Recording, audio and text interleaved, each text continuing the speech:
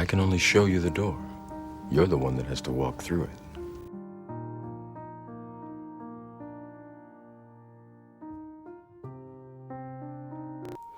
The Game of Life and How to Play It by Florence Scovel Shinn, Chapter 2, The Law of Prosperity. Yea, the Almighty shall be thy defense, and thou shalt have plenty of silver. One of the greatest messages given to the race through the scriptures is that God is man's supply, and that man can release through his spoken word all that belongs to him by divine right. He must, however, have perfect faith in his spoken word. Isaiah said, "My word shall not return unto me void, but shall accomplish that whereunto it is sent." We know now that words and thoughts are a tremendous vibratory force, ever molding man's body and affairs. A woman came to me in great distress and said she was to be sued on the 15th of the month for $3,000. She knew no way of getting the money and was in despair. I told her that God was her supply and that there is a supply for every demand. So I spoke the word. I gave thanks that the woman would receive $3,000 at the right time in the right way. I told her she must have perfect faith and act her perfect faith. The 15th came, but no money had materialized. She called me on the phone and asked what she was to do. I replied, "It is Saturday, so they won't sue you today. Your part is to act rich, thereby showing perfect faith that you will receive it by Monday."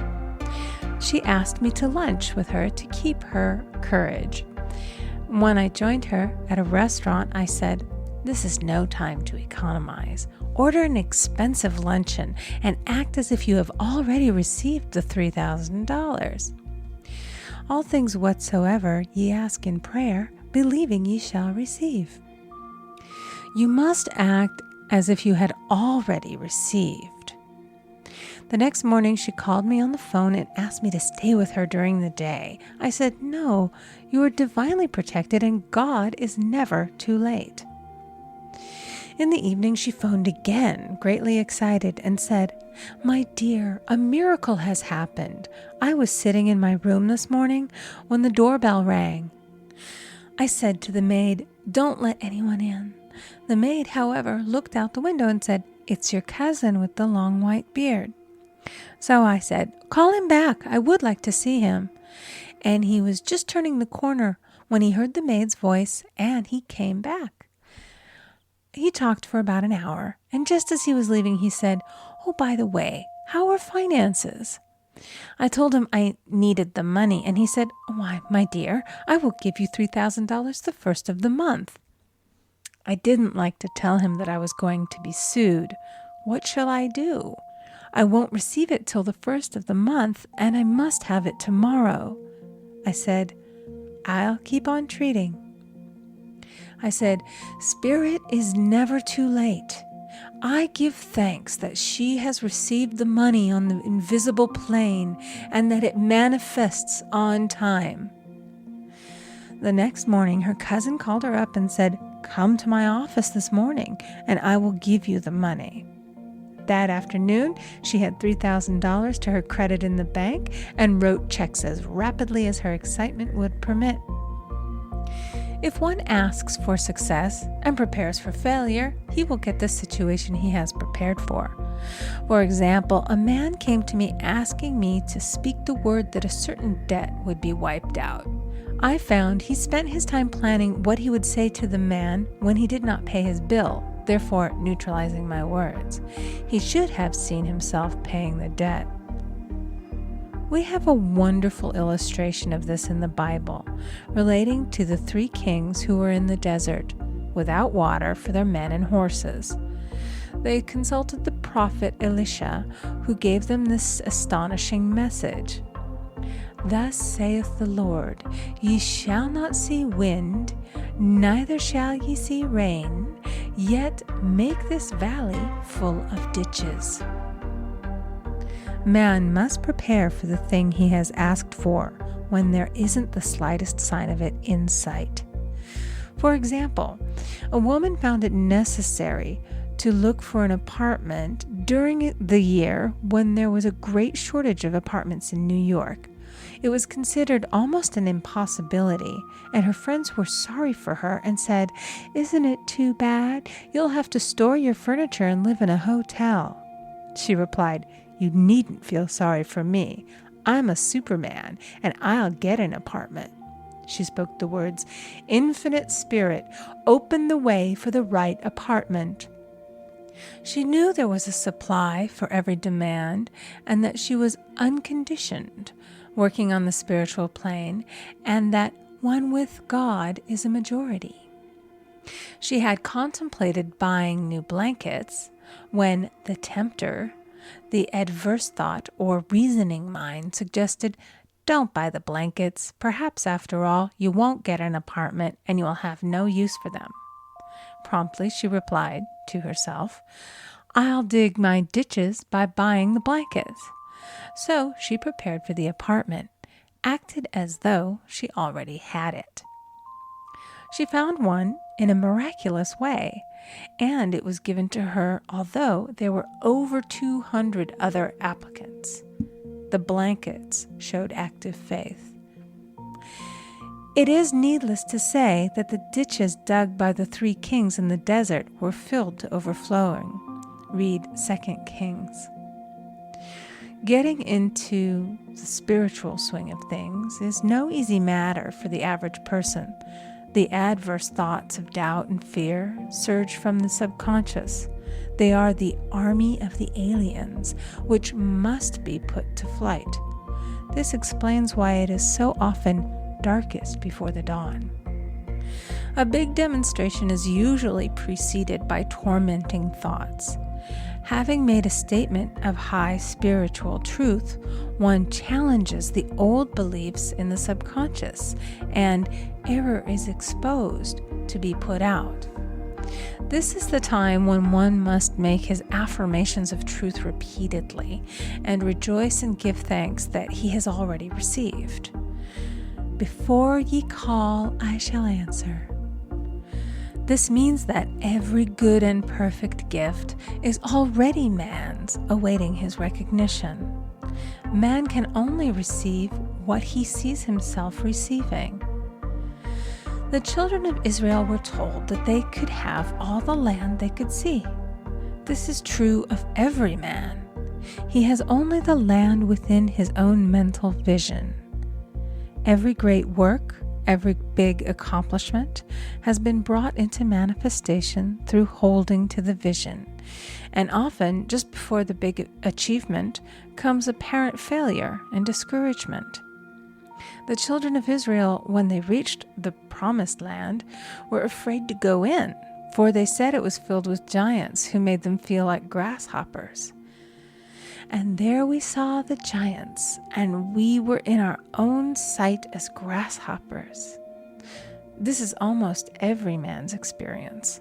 However, the one who knows spiritual law is undisturbed by appearance and rejoices while he is yet in captivity.